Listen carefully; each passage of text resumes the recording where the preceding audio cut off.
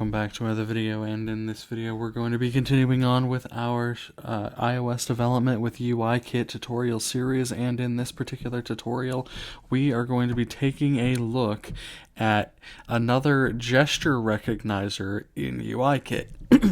In the previous video we took a look at the UI tap gesture recognizer, and in this video, we're going to be taking a look at the UIPinchGestureRecognizer.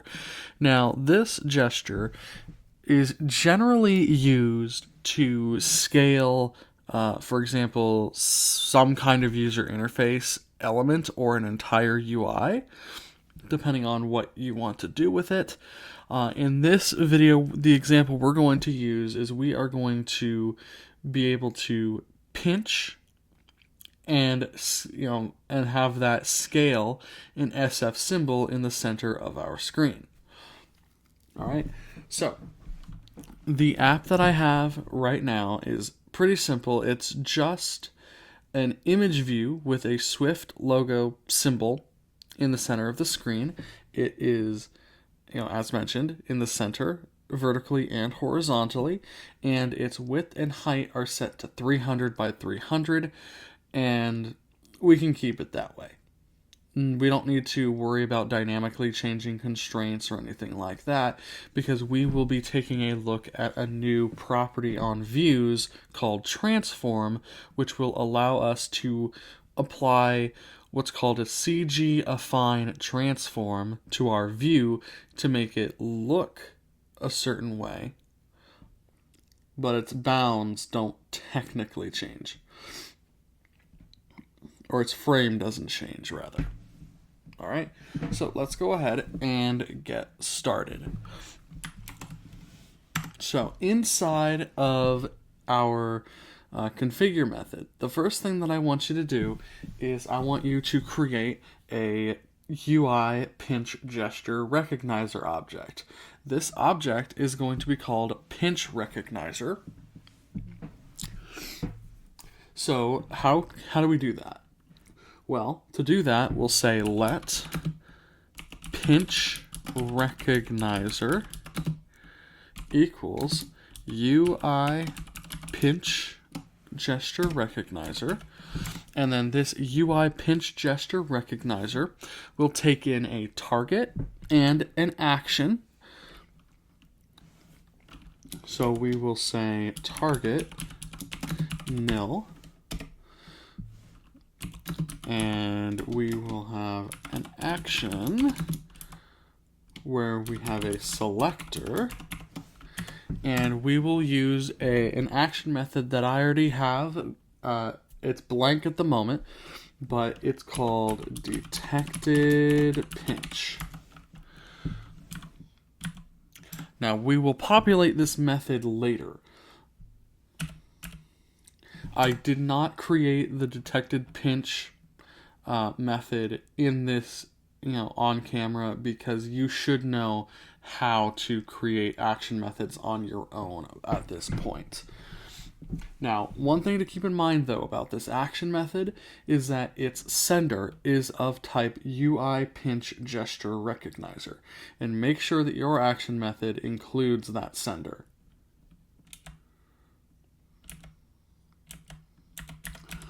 All right.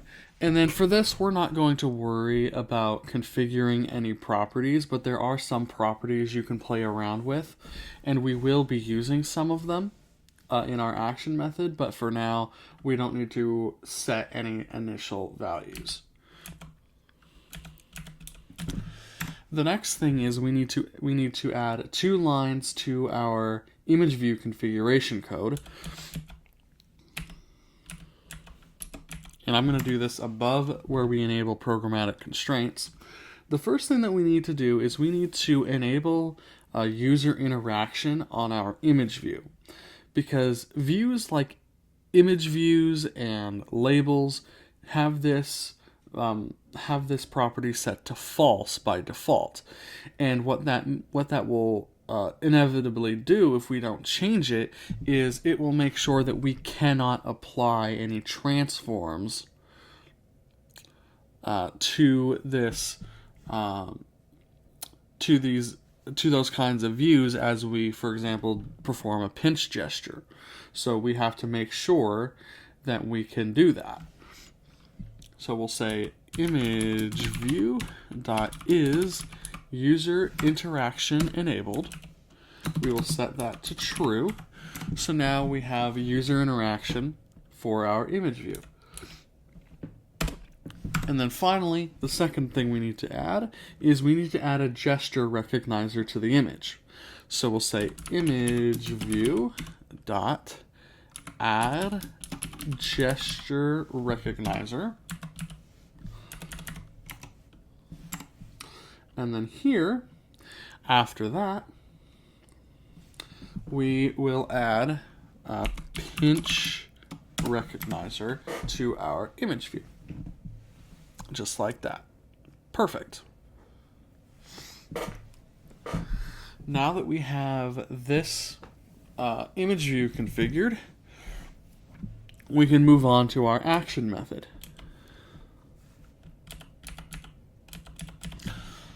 We can go all the way down here. And you can see we have at objc private func detected pinch with a sender of type UIPinchGestureRecognizer. Precisely what we want.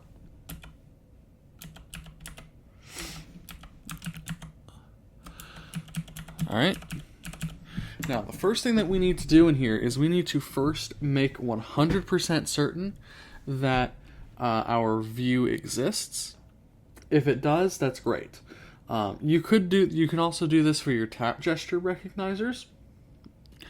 It's probably safest to always check for a view. And to do that, we can use a guard statement. So guard sender dot view is not equal to nil. Otherwise, we simply want to return, because we can't do anything if there's no view. Alright, so if there is, then what we will do is we will continue on with our gesture. The next thing we need to do is we need to test to see what the state of our gesture recognizer is. And the two states that we need to test for are began and changed. Now, began is self-explanatory. This state is for when the gesture initially begins, and then changed is when as the gesture continues. So there are two different things that can change that causes this state for our gesture recognizer to be changed, and that is the scale and velocity properties. Now, scale is pretty much just how far, like basically the distance between your two fingers in your pinch gesture. And then velocity is how fast you're performing the gesture. And then ended, which we're not testing for in this case, is simply when both fingers lift off of your screen or your trackpad or whatever. Alright, so let's go ahead and create a constant that will store that state, so we can more easily reference it. Let state equals sender dot state. So I figured out why it was going haywire, why it wasn't working, and the reason why it wasn't working is because I mistakenly set the target to nil instead of self. So make sure your target is set to self. And let's go ahead and run this on Mac Catalyst before anything else. And then we'll run it on my phone here. Alright. So I will change my run destination to my Mac. Let's run it.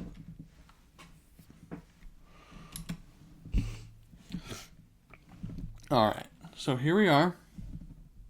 I have my cursor as well situated over the image as I can get it. If we do a pinch gesture, it should, if all goes well, scale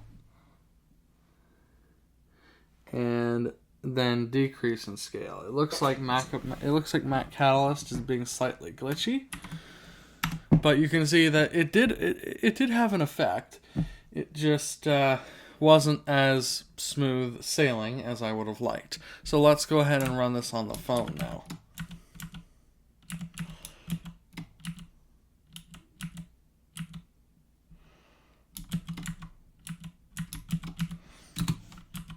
Alright. We'll run this on my phone again, just like that. Alright. Now I'm going to unlock my phone here. Okay, now let's turn on VoiceOver so I can screen mirror. Otherwise I can't see what I'm doing. VoiceOver on. Control center. Low power mode. Button. Screen mirroring. Airplane mode. Switch button. Well, let's make sure that... Double tap and hold to Okay, yep, we're good on that front. Control center selected. Dark mode. Switch screen. Low power mode. Screen mirroring. I want to screen mirror. Joshua's Mac Mini. Button. I want to screen mirror to my Mac. Alright. Tutorial of UIKit. Screen mirror. So here is our Swift image. Alert. Accessible. Selected. VoiceOver. Button. I'm going to turn off VoiceOver so it doesn't get in the way. Let's go ahead and do a... So right now I'm going to place 2 fingers on my screen where both fingers are put together. And then I'm going to pinch outwards, so spread my fingers apart, to increase the size of, or increase the scale of our image. So let's go ahead and do that. There we go. You can see it's scaling up in size. Now, what about scaling it down? Well, I'm gonna place 2 fingers on the screen, spread apart, and then move them in towards each other. And you can see as I do that, the image scales down. Scale it up, down, up, down, up, down. All right. So that pretty much does it for, well, actually, that doesn't quite do it. So I want to kind of explain here a couple other changes that I made off camera for debugging purposes, and then I'll let you guys go. So down here, we can see some print statements. I have print statements here solely for debugging. We can get rid of these. So get rid of that print statement there.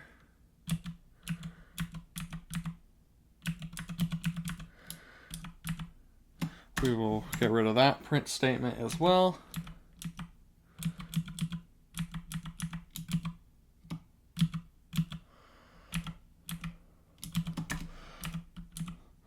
Now I moved the scale constant out of the if statement.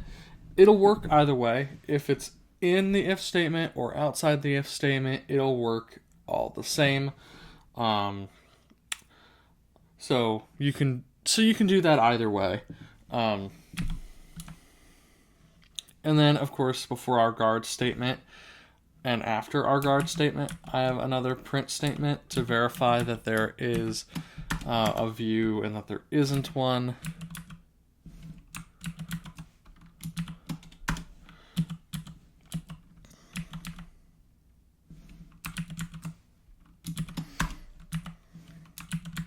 All right.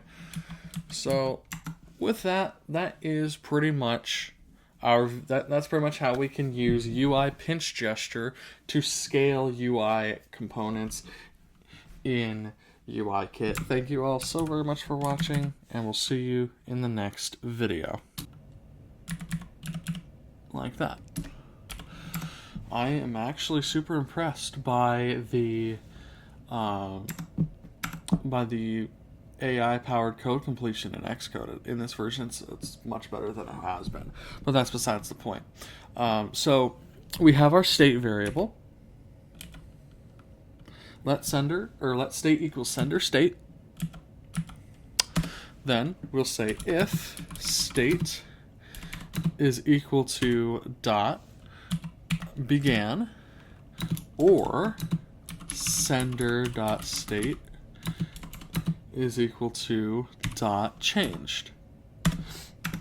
All right, cool. Now inside of this if block is precisely where we apply our transform. Now, here's the thing about pinch gestures. You need to handle these with care, because if you're not careful, depending on how you do it, you might accidentally set the scale to increase exponentially or decrease exponentially as the gesture goes on. So in order to have this be consistent, what we are going to do here is we are going to, after we have completed our transform, we're going to reset the scale of our gesture recognizer back to 1, because that is the default value of the gesture recognizer. And what this does is it effectively prevents exponential scale increases and decreases, and it will always scale from the current view's scale. So if you have, say, let's say your image view is at a scale of 2, right, after doing your gesture once. Well, when you do it again, it'll take that scale of the image view, 2, and then scale it up or down by the scale value of the next time you do the gesture.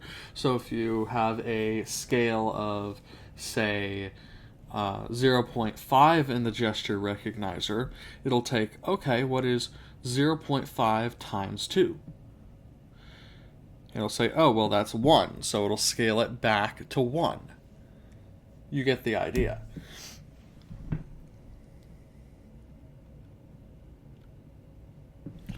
All right. So let's go ahead and actually put that into practice. We first need a constant for our scale. So we'll say let scale equals sender.scale.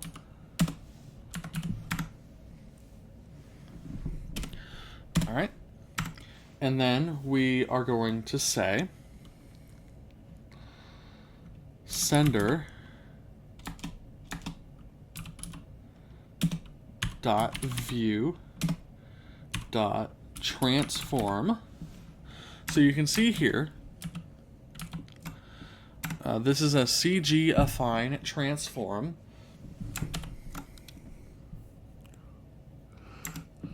And this will apply a transform to the view relative to the center of its bounds. All right.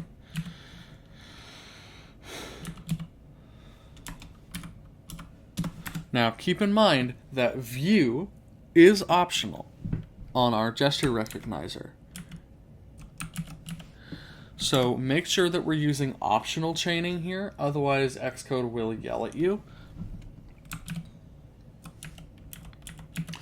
And we'll set this equal to, in parentheses, and we'll force unwrap this because the expression inside of these parentheses is going to be optional ultimately, but we do know that this will always succeed.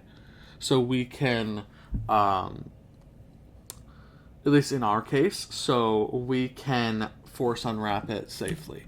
I wouldn't recommend it, but you could. All right. Now, inside of this set of parentheses, what we'll do is we will say sender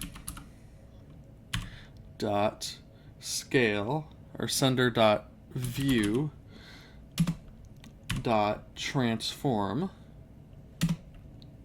dot scale by, and then we want the one that takes an x and a y.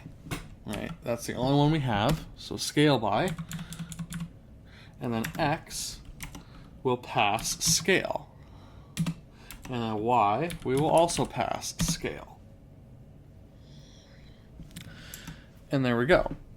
That's our code for scaling our image view. What we've done to review this line is we have set the transform of the view associated with our gesture recognizer to essentially a scaled version of the transform. So we're applying a scale transform. All right. And the only reason this expression is optional in our parentheses is because of the view. Right? By this point, we know there's a view, so we can safely force unwrap it.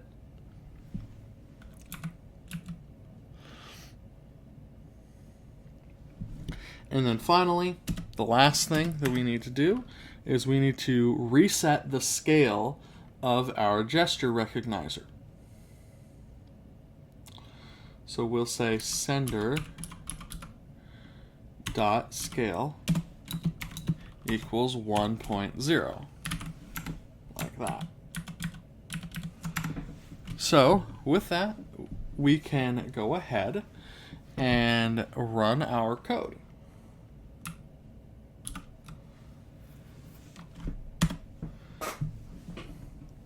Now, we're going to run this on my phone first, and then we're going to try running it on the Mac. Alright, so I'm going to unlock my phone here. Or at least attempt to, if my phone will cooperate with me. Now, I'm going to screen mirror. Voiceover selected. So let's turn on voiceover here. Voiceover on. Control center. Alright, phone, come on. Selected. Low power mode. There we Screen go. mirroring. Okay, screen mirroring. Screen mirroring. Joshua's Mac Mini. I want to screen mirror to my Mac Mini here. Okay, voiceover on my Mac, if you could stop talking in my ear. Alright, cool. Screen mirroring. So here we are. Tutorial app UIKit. I'm going to turn off voiceover, Selected. Voiceover. Button. so voiceover doesn't get in the way. So you can see here we have our little Swift image. Let's do a pinch gesture to scale it up. So what I'm doing is the pinch gesture is going to have my fingers go outward from being together. That way it'll increase in scale. Just like that. If we want to decrease, we would do the opposite. Now it appears that we have an issue here where it's not working. So,